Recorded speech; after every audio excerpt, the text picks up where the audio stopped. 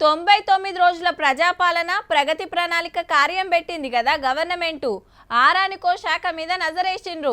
ఇక ఇయాల్టికెంచి చదువుల మీద సర్కారీ స్కూళ్లను ఎట్లా మంచిగా చేయాలి, ఏం సౌలతులు పెంచాలి, ఎండాకాలం తాతిళ్ళ సమ్మర్ క్యాంపులు ఆడుకుంటానికి కావాల్సినవి వంచుడు. 6 రోజులు నడిచే ఈ ప్రోగ్రాంను సీఎం రేవంత్ రెడ్డి సారు గిట్ల షురూ చేసిండు హైదరాబాద్ ఎల్బీ స్టేడియంలా.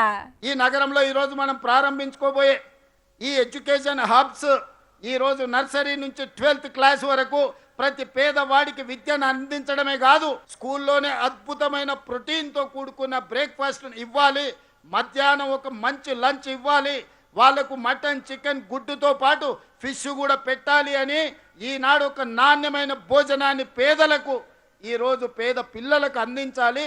ప్రభుత్వ పాఠశాల అంటే అమ్మ ఒడి లాంటిది.